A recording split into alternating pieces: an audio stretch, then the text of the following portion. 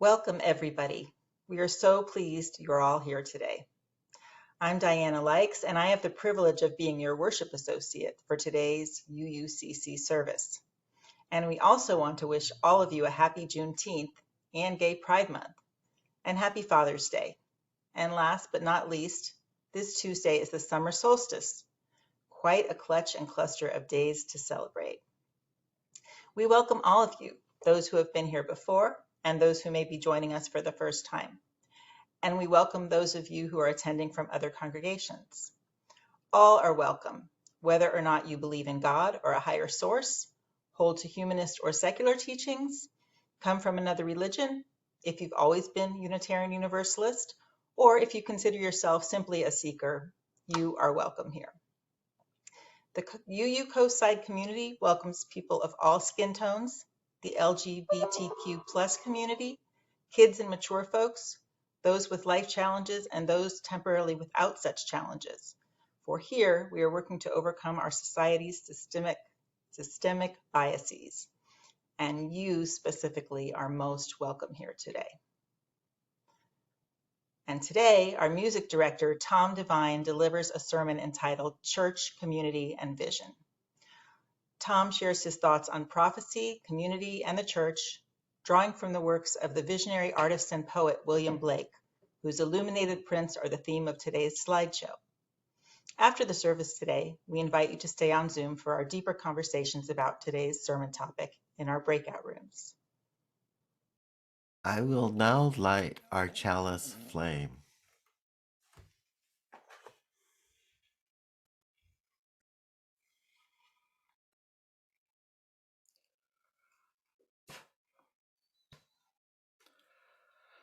Now, please join me in reading these words by Reverend Stephen Schick, Creating Fire. Is the fire going out? Not in your belly, for you are still alive, but in your soul, that place where dreams fuel commitment, where longings shape action, where meaning flames purpose, where passion ignites and rekindles your life fire. If your soul smolders, dream on, till your flame like a chalice of hope. Now, Diana will guide us in joys and concerns. One of the ways we foster this beloved community is by sharing our own joys and our concerns with one another and finding support from our community. We'd like to invite all of you to share your joys and concerns live today, as we sometimes do on third Sundays. Please be mindful of the time. We're shooting for about 10 minutes here. And rather than responding directly, we ask people to show support by writing in the chat window. You'll find the chat button at the bottom middle of your Zoom window. Also, please consider sharing only once until everyone else has had a chance to speak. Let us also know in the chat if you are having trouble unmuting yourself to share your joy or concern. As a reminder, we edit out all joys and concerns shared publicly from our YouTube uploads, and we recommend that you all switch to gallery view for sharing of joys and concerns. Please feel free now to share your joys and concerns. From our UUCC community, we find slivers of hope at the prospect of bipartisan gun safety legislation. This we couple with concern that the current hang-up seems to be about closing the boyfriend loophole, which would restrict firearms from unmarried abusers of domestic partners. We express our grief at the deaths, destruction, and prospect of famine resulting from the ongoing, now 4-month-long, Russian-Ukrainian war. We find joy in the actualization of the unthinkable: elections of Latina sheriffs in the California counties of Alameda and San Mateo. And how about those Golden State Warriors? May we hold with love and care the joys and concerns that have been shared publicly today, as well as those that remain unspoken in the recesses of our hearts. And now Bill has a reading for us. Today's reading, Prophetic Hope, is by Jim Wallace, an influential in the progressive Christianity movement. Wallace is well known for his advocacy on issues of peace and social justice. He worked as a spiritual advisor to President Barack Obama and is also a leader in the Red Letter Christian movement, which values the words spoken by Jesus over the words written about him. Reverend Wallace is currently the inaugural chair of the Department of Faith and Justice in McCourt School of Public Policy here at Georgetown University. So here is Prophetic Hope by Jim Wallace.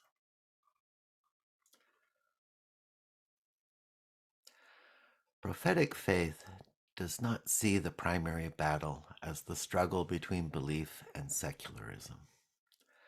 It understands that the real battle, the big struggle of our times, is the fundamental choice between cynicism and hope. The prophets always begin in judgment, in a social critique of the status quo, but they end in hope that these realities can and will be changed. The choice between cynicism and hope is ultimately a spiritual choice, one that has enormous political consequences. Ultimately, cynicism protects you from commitment. If things are not really going to change, why try so hard to make a difference? Cynics are finally free just to look after themselves. Perhaps the only people who view the world realistically are the cynics and the saints. Everybody else may be living in some kind of a denial about what is really going on and how things really are. The only difference between the cynics and the saints is the presence, power, and possibility of hope. And that, indeed, is a spiritual and religious issue. More than just a moral issue, hope is a spiritual and even religious choice. Hope is not a feeling, it is a decision. And the decision for hope is based on what you believe at the deepest levels, what your most basic convictions are about the world and what the future holds, all based on your faith. You choose hope, not as a naive wish, but as a choice, with your eyes wide open to the reality of the world, just like the cynics who have not made the decision for hope. And now Diana will introduce our worship leader today. It is with great pleasure that I introduce our worship leader today, Tom Devine. The title of his sermon is Church, Community, and Vision. Tom is a recent graduate of the Shared Pulpit class and contributes to UUCC Sunday services as our music director. Tom lives in Half Moon Bay and enjoys cooking, gardening, walking in the coastside's beautiful outdoors, spending time with friends, and sharing music and poetry. Welcome, Tom. Thanks, Diana, and good morning, everyone. When I was a young man, many years ago now, I discovered a writer who helped me make sense of religion and my life. I imagine most of you have had the same experience, finding a writer or a singer or an artist in some other field who has lit up the world for you, made you feel less alone in your doubts and fears, given you a perspective you hadn't had before. For me, that was William Blake, the 18th century English poet, painter, engraver, philosopher, and, by his own reckoning, prophet. As the UU theme for this month is prophetic imperative, I thought it might be useful to share with you some of what I learned from Mr. Blake, and how that might apply, or at least how I might apply it, to our own church community. So, what is a prophet? In one of his early works, The Marriage of Heaven and Hell, Blake recounts what he calls a memorable fancy. He writes, "The prophets Isaiah and Ezekiel dined with me, and I asked them how they dared so roundly to assert that God spake to them. Isaiah answered, I saw no God, nor heard any in a finite organical perception, but my senses discovered the infinite in everything. And as I was then persuaded, and remain confirmed, that the voice of honest indignation is the voice of God, I cared not for consequences, but wrote." In another place, Blake says, "Prophets in the modern sense of the word have never existed. Every honest man is a prophet.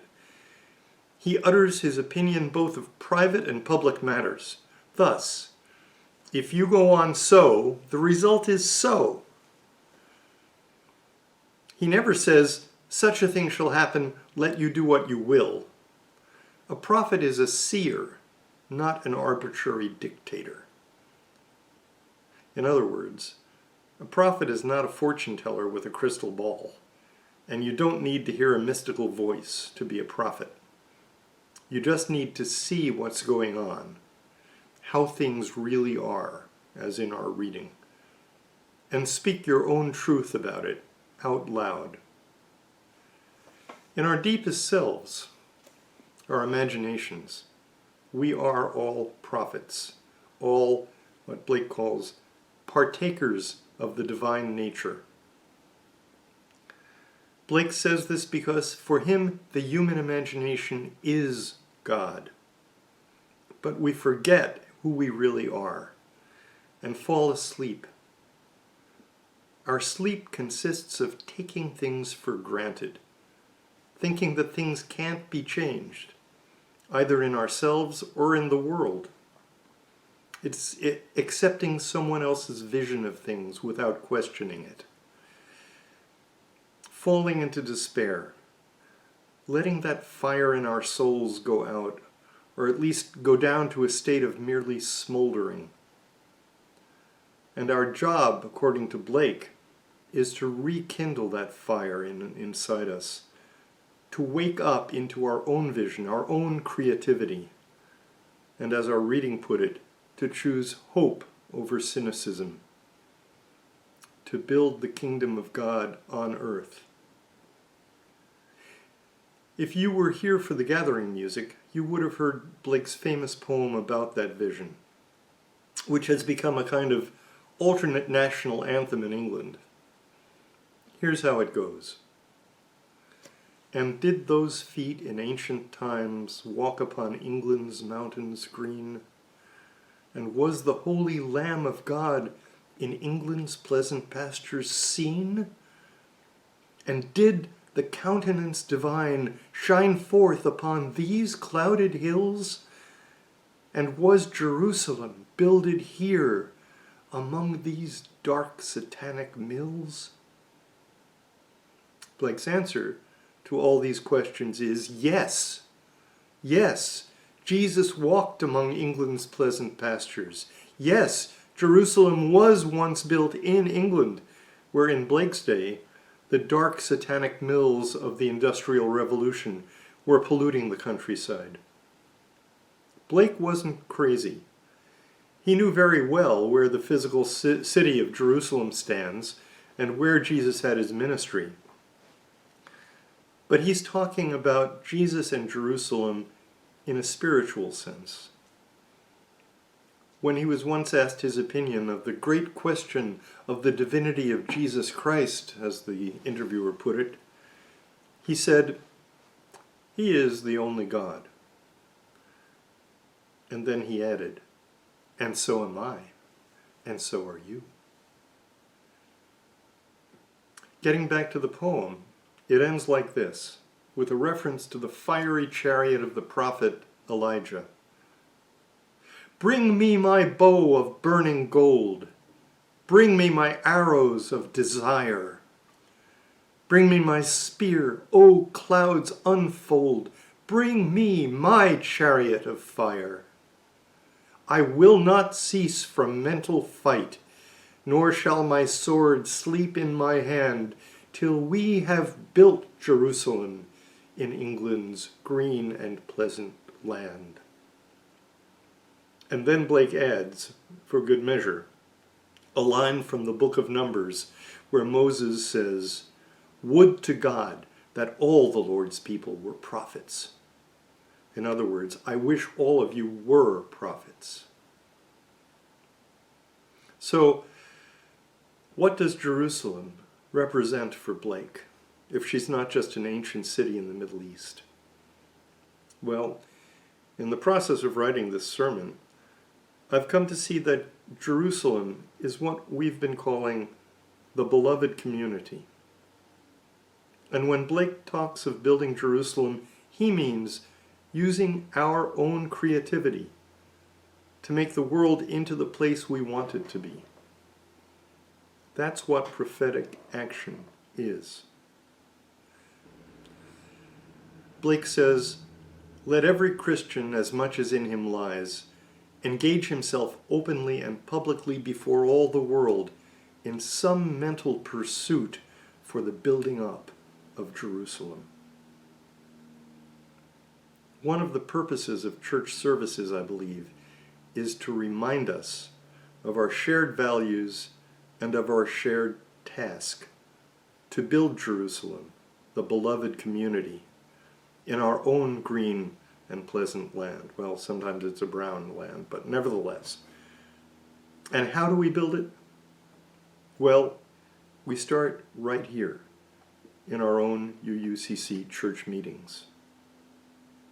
As Bill regularly reminds us, and Diana reminded us today, one of the ways we build our beloved community is through sharing joys and concerns, through getting to know each other. As a hymn we sang last time says, "We who now gather know each other's pain. Kindness can heal us. As we give, we gain." Theologian Matthew Fox traces the word community to its Latin roots, cum and munio, which mean, he says, to share a common task. Another way we build a beloved community is to create these services together as small instances of building something beautiful and meaningful together. Music, and particularly singing, are part of that. On an individual level, and as your music director, I want to encourage you to really let your voice ring out, because singing can wake us up in body, mind, and emotions. And to wake up is not to just sing whatever hymn is put before you, but to try to genuinely make something beautiful out of it, together with others. It's a small encapsulated instance of the beloved community at work. This has been hard during our enforced isolation. But even when you're at home, sing out. And when we're together again, listen to each other as you sing and blend together. We can genuinely try to make our singing a beautiful community effort.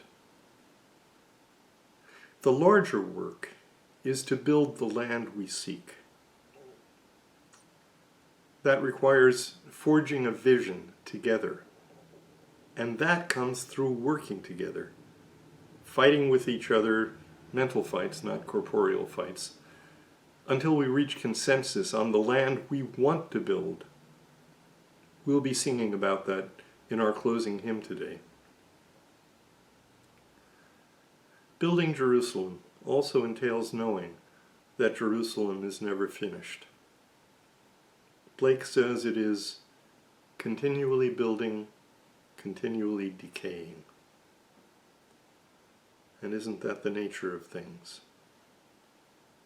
We come together repeatedly, twice a month in our case, to build that beloved community because it is never completely built. we have to continually build it, continually remind ourselves and each other of our vision, of the reasons we come together as a church community, and of the world we want to build together through our individual and collective prophetic actions. Amen. Thank you, Tom. Thank you for your inspiring sermon today. A sermon about inspiration itself and community and our communities. And for all of you who, by coming today, express your faith in us, in UUCC, in the Unitarian Universalist Coastside community, as a community, I thank you. We thank you. For by coming here today, you have shared with us your time and attention. There are different ways to give, say by developing and offering your talents, as Tom and Diana have done so today, inspired us to do so today. Maybe join the UUCC choir or bring flowers to Oddfellows Hall. You can donate monetarily to this community. This acknowledges and creates bonds of trust and enables UUCC to persevere and to grow. And our community is now on the threshold of new growth. We are emerging from the pandemic, now meeting on first Sundays in Oddfellows Hall in Half Moon Bay, monthly in-person meetings. I sometimes feel like I'm coming out from a winter's hibernation, blinking at the brightness of unfamiliar light, joyful and disoriented both. As you might guess, meeting in Oddfellows Hall entails new expenses, and we are quite dependent on your contributions, and quite thankful for the generosity of each and every one of you. Now, to donate today, please follow the instructions for donations in the order of service. So again, as your generous spirit moves you today, please feel free to offer something to UUCC, either by check or online. The instructions for giving are also in the chat. We now extinguish our candle flames.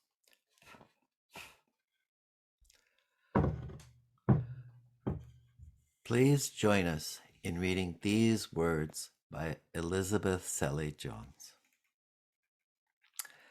We extinguish this flame, but not the light of truth, the warmth of community, or the fire of commitment. These we carry in our hearts until we are together again. And now, our closing hymn this morning, We'll Build a Land, which is number 121 in the UU hymnal, and is sung today by Linda Grace Frost, Shauna Pickett Gordon, and Tom Devine, with Tom on the piano. So please rise in body and or spirit and add your voice, or just listen. But hey, given what Tom has said, forget that. Don't just listen, sing out this beautiful hymn, We'll Build a Land.